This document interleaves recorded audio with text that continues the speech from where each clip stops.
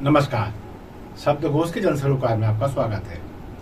मैं मोहन लाल मोदी आज महिला आरक्षण के सकारात्मक और नकारात्मक पहलुओं पर बात करूंगा। अभी हाल के विधानसभा चुनाव में राजधानी भोपाल में जो कुछ देखने को मिला, उससे समझ में आ गया कि महिला आरक्षण, इसके दुष्परिणाम क्या है, सदपरिणाम क्या है, इसका दुरुपयोग क्या है, इसका सदुपयोग क्या है। अभी जब विधानसभा के चुनाव हुए तो राजधानी में भोपाल में हमें महिला आरक्षण का एक विद्रूप चेहरा, एक विद्रूप पक्ष देखने को मिला। इसे महिला आरक्षण का जो नकारात्मक पहलू है वो उजागर होता दिखाई दिया। ये क्यों? ये इस रूप में दिखाई दिया कि एक महिला सांसद, भोपाल की सांसद सुश्री प्रज्ञा ठाकुर, उनका स्टेटमेंट आया आज कि वो लगातार 2 महीने चुनाव के दौरान भोपाल से बाहर बनी रही, चुनाव से बाहर बनी रही। क्या कारण है? उनका पक्ष आया कि मालेगांव ब्लास्ट में, जिसमें वो आरोपी हैं, फास्ट ट्रैक अदालत में उसकी सुनवाई चल रही है, तो उसकी तैयारी में मुझे मुंबई रहना पड़ा। और फास्ट ट्रैक कोर्ट की खैर स्पीड भी होती है, वो तत्काल किसी निष्कर्ष पे पहुंचना चाहती है, शायद इसलिए इसे वहां लिया गया होगा। तो उनका कहना यही है कि इस व्यस्तता के चलते मैं चुनाव में भाग नहीं ले पाई, सक्रिय नहीं दिखाई दी। और दूसरा पक्ष, जहाँ तक मेरा अपना अनुभव है, वो ये है कि उनकी सक्रियता भोपाल संसदीय क्षेत्र में अपेक्षाकृत कम ही है। उसका कारण मैं ये नहीं मानता कि उनका स्वभाव ऐसा है। उसका कारण ये है कि जब उनको मालेगांव ब्लास्ट मामले में आरोपी बनाया गया और जब वो लंबे समय तक जेल में बंद रही, तो ऐसा कहा जाता है कि उनके साथ में जो विपरीत विचारधारा की कांग्रेस की सरकार महाराष्ट्र में रही, उसने काफी प्रताड़ना इन्हें दी जेल में, पुलिस के माध्यम से या जेल विभाग के माध्यम से। तत्समय मध्य प्रदेश में भी शासन कांग्रेस का ही हुआ करता था। कुल मिला के वो एक ऐसी अवधारणा है, ऐसी बातें निकल कर आती हैं, यही प्रज्ञा जी भी बताती हैं कि उनके साथ में बहुत ज्यादा जाति की गई, जिसके चलते उनके बहुत सारे अंग उन्हें सपोर्ट नहीं कर पाते, लिहाजा उनकी सक्रियता थोड़ी सी निस्तेज बनी रहती है। खैर, जब उनका ये पक्ष आया कि निष्क्रियता का क्या कारण रहा, तो एक नाम हमें एकदम दिमाग में कौंधा कि एक और नाम है जिसको बहुत ज्यादा सक्रिय रहना था, लेकिन वो सक्रियता कहीं दिखाई नहीं दी। वो नाम था भोपाल नगर निगम की मेयर या महापौर कहें, श्रीमती मालती रॉय का। मालती राय इस पूरे विधानसभा चुनाव में सैटेलाइट चैनल पर, प्रिंट मीडिया में, सोशल मीडिया में कहीं भी दिखाई, सक्रियता के रूप में वो कहीं दिखाई नहीं। तो ये विचार उठा कि आखिर ऐसा क्यों। तो इस बाबत हमने श्रीमती मालती राय से बात की। तो उनका जो पक्ष था वो ये था कि मैं सक्रिय रही, ये बात अलग है कि मीडिया में मैंने उसका प्रचार प्रसार नहीं किया, या अथवा ये भी कह सकते हैं कि मीडिया में उनको स्थान नहीं मिला। उनका ये भी कहना था कि मेरी ज्यादातर जो सक्रियता रही वो रणनीतिक बैठकों में रही, जहां लड़ाई की रणनीतियां बनाई जाती हैं, इसलिए मैं मीडिया में फोकस में नहीं आ पाई। बाकी जब आवश्यकता लगी तो मैं पब्लिक के बीच भी गई और मैंने भाजपा का चुनाव का प्रचार प्रसार किया। ये किसका पक्ष है? श्रीमती मालती राय का, जब उनसे बातचीत की।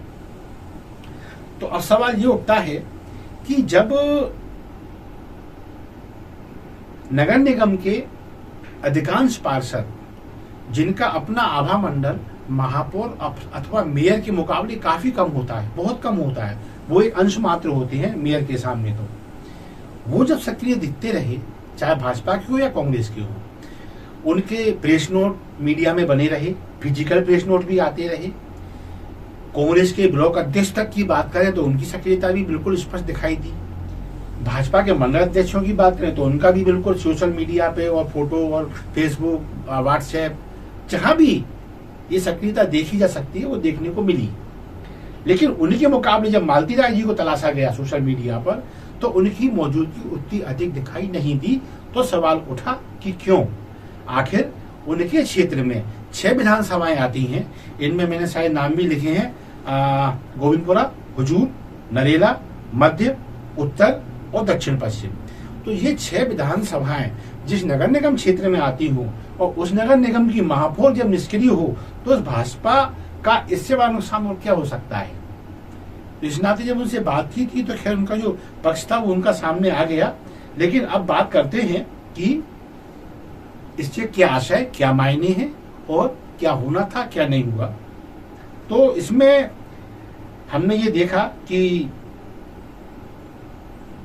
जो मालती राय, श्रीमती मालती राय हैं, उनकी जो ख्याति है वो कैबिनेट मंत्री विश्वास सारंग के समर्थक के रूप में है। मतलब उन्हें आप भाजपा का कोई स्थापित बहुत बड़ा नेता नहीं कह सकते। उन्हें इस रूप में यहाँ पे ख्याति प्राप्त है कि वो विश्वास सारंग की एक अच्छी समर्थक हैं और उनके पति भी इसी रूप में भाजपा में जाने जाते हैं। तो फिर इस नाते उनकी उम्मीद ये भी रही कि कम से कम उनको नरेला क्षेत्र में, नरेला से चूंकि विश्वास सारंग खड़े हुए थे तो जब वो उनकी समर्थक हैं, घोर समर्थक है, इसमें कुछ शक नहीं है, पूरा भोपाल जानता है, तो उनकी नरेला में भी सक्रियता उतनी देखने को नहीं मिली जितनी होना चाहिए थी एक महापौर होने के नाते उस मंत्री के पक्ष में, जिस मंत्री की कहना चाहिए अनुशंसा चलते उन्हें भाजपा का मैंडेट मिला था और जिस पे जीतकर वो भाजपा से मैंडेट से नगर निगम भोपाल की मेयर बनी। खैर, अब बात आती है कि जनधारणा क्या इन चीजों के बारे में। तो जनधारणा में जब हमने बात की भोपाल के लोगों से, चाहे वो कांग्रेस की हो, भाजपा की हो, निकल के ये आया कि इसे हम राजनीतिक क्षेत्र में महिला आरक्षण का नकारात्मक पहलू कह सकते हैं। कैसे? अब इस पे आते हैं। नगर निगम सीट जो भोपाल की है अंडरस्टूड है महिला के लिए आरक्षित थी और जब महिला की आरक्षित थी तो कांग्रेस ने इस ओर से विभा पटेल को टिकट दिया।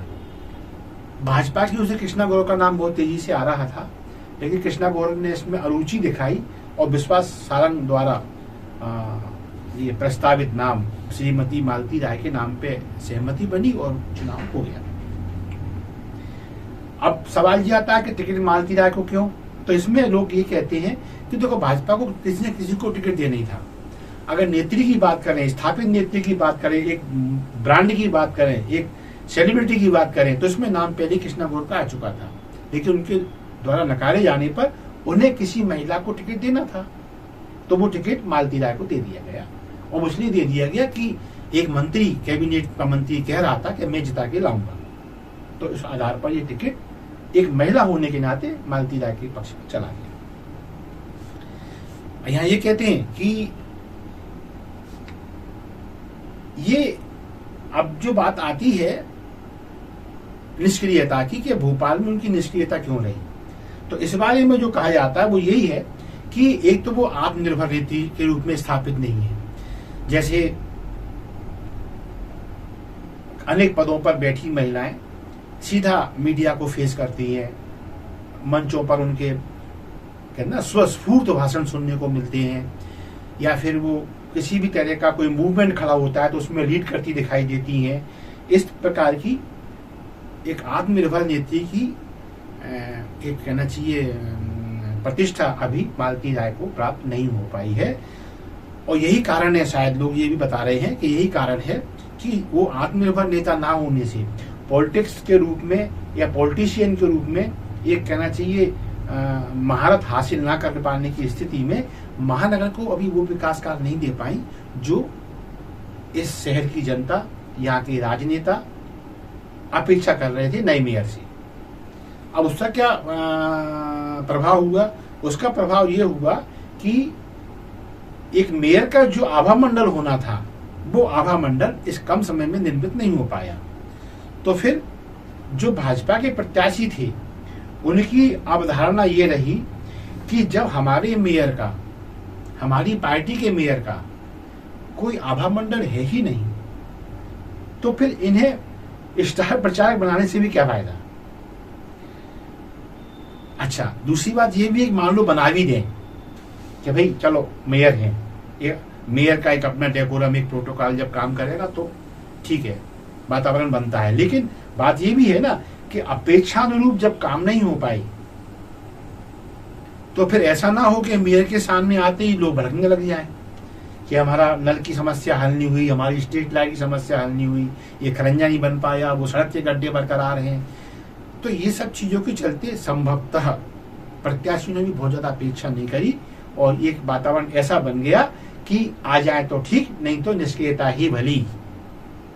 कभी कभी ऐसा भी होता है कि एक नेता से लोग मना नहीं कर पाते उनकी पार्टी के, तो फिर वो उनको कहना चाहिए थोड़ा सा तवज्जो देना बंद कर देते हैं ताकि वो निष्क्रियता उनकी प्रभाव में आ जाए, ताकि उनकी नकारात्मक प्रभाव से चुनाव को बचाया जा सके। ये भाजपा का निजी नुकसान है, क्योंकि अगर इन कोई स्थापित लेडी, कोई स्थापित नेत्री इस पद पर काबिज होती, जिसका आभा मंडल एक गृहिणी से ऊपर उठ के एक स्वस्फूर्त नेता के रूप में स्थापित होता, तो संभव है वो भाजपा को कुछ अच्छा लाभ दे पाती। तो अब लोग ये उम्मीद तो करते हैं कि काश हमारी महापौर एक आत्मनिर्भर नेत्री होती तो उनकी सक्रियता भाजपा के काम आ जाती। जैसे कांग्रेस की विभा पटेल इस चुनाव में सक्रिय देखी गई। वो भी कब, जब वो चुनाव हार चुकी हैं, वो चुनाव जीत नहीं पाई। वो किससे हारी? इन्हीं मालती राय से। लेकिन जीती हुई महापौर की अपेक्षा हारी हुई कांग्रेस की प्रत्याशी ज्यादा सक्रिय देखने को मिली। उनके कई जगह छोटे छोटे कार्यक्रम संबोधित करते हुए देखे गए, कहीं जनसंपर्क नजर आ रही है और लीड करती हुई दिखाई दी स्पष्ट रूप से। कई बार वो कांग्रेस की टोपी में भी नजर आई, गांधी टोपी कहते हैं शायद ये लोग। तो वो सब चीजें वो जब देखी गई तो लोगों को लगा कि ये एक आत्मनिर्भर नेत्री के लक्षण है कि जब वो किसी पार्टी को, किसी समूह को लीड करती हैं तो चुनाव में वो स्पष्ट रूप से दिखाई देती हैं। और विभा पटेल में ये चीज देखने को मिली। और टिकट की यहां तक बात आती तो लोग ये कहते हैं कि हाँ यार विभा पटेल ठीक है हार गई, लेकिन ये सत्य है कि उनको जो टिकट मिला वो अपनी योग्यता के आधार पर मिला, क्योंकि वो इसके पूर्व भी ऐसे अनेक पदों को लीड कर चुकी है। तो फिर ये पूछते हैं कि भाई कोई अनुशंसा विभा पटेल के पीछे, कोई नेता का हाथ, तो लोग कहते हैं कि कौन सा नेता है जिसके पीछे उससे बड़े नेता का हाथ नहीं होता। सवाल ये नहीं है, सवाल ये है कि क्या जिस नेता के लिए लॉबिंग की जा रही है वो आत्मनिर्भर है? यदि वो आत्मनिर्भर है तो उसका लाभ पार्टी को मिलता है। जैसे विभा पटेल का अब सरकार किसकी आती है, विधायक किसके जीतते हैं, प्रत्याशी किसके हारते हैं, ये अभी भविष्य के गर्त में है। अभी 24 घंटे बाकी हैं, या कुल मिला के अभी तारीख परिवर्तित होने के बाद ही ये चीज सामने आएगी। लेकिन ये बात सब लोग कहते हैं कि विभाग को टिकट इसलिए मिला कि वो एक आत्मनिर्भर नेत्री है कांग्रेस की, इसलिए नहीं मिला कि वो किसी मंत्री की समर्थक है, वो किसी मंत्री के समर्थक की पत्नी है, इसलिए नहीं। तो अब बस बाद में यही एक उम्मीद रह जाती है राजनीतिक दलों से, चाहे भाजपा हो कांग्रेस हो, क्योंकि जहां मैं जब भाजपा का उदाहरण दे रहा हूं तो कई जगहों पे मैंने कांग्रेस की नेत्रियों को भी इस अवस्था में देखा है कि वो जीतने के बाद अपने चौका चूल्हा तक सीमित रह जाती हैं और उनके पति, उनके घर के जो महिला नेताओं के जो मुखिया घर के रहते हैं, वो उनके सील और उनके स्टाम्प पैड जेब में लिए घूमते हैं और वो उनके नाम पर नेतागिरी करते रहते हैं। तो यहाँ भाजपा कांग्रेस का विषय नहीं है। चूंकि एक ऐसा उदाहरण सामने आया तो ये रखा, इस उम्मीद के साथ काश सभी राजनीतिक दल जब महिला आरक्षण का लाभ महिलाओं को देने की स्थिति में, मैंडेट देने की स्थिति में, उनको टिकट देने की स्थिति में अपने को सक्षम पाते हो, तब कम से कम वो योग्यता के आधार पर टिकट देना शुरू करें, ना कि इसलिए कि अमुक महिला अमुक नेता की समर्थक है, अमुक नेता की पत्नी है, अमुक नेता की बिटिया है, अमुक नेता की बहू है, तो उसका लाभ महिला को नहीं मिलता। उस महिला की आड़ में लीडरशिप वही पुरुष वर्ग करता है जिसको शोषक बताकर और महिला को शोषित प्रतिपादित करते हुए उसे आरक्षण का लाभ देने का संविधान द्वारा रास्ता प्रदत्त किया गया है। तो बस इसी के साथ मैं मोहनलाल मोदी आज अपनी बात को विराम दूंगा और हमेशा की तरह आप सबसे ये अपील करना चाहूँगा कि मेरे कंटेंट जन सरोकारों से आम जन की चिंताओं को लेकर होते हैं। प्लीज़ इन कंटेंट्स को लाइक अवश्य दें, इन्हें आगे बढ़ाएं, शेयर करें, फॉरवर्ड करें और शब्दकोश को सब्सक्राइब करना ना भूलें। धन्यवाद। जय हिंद।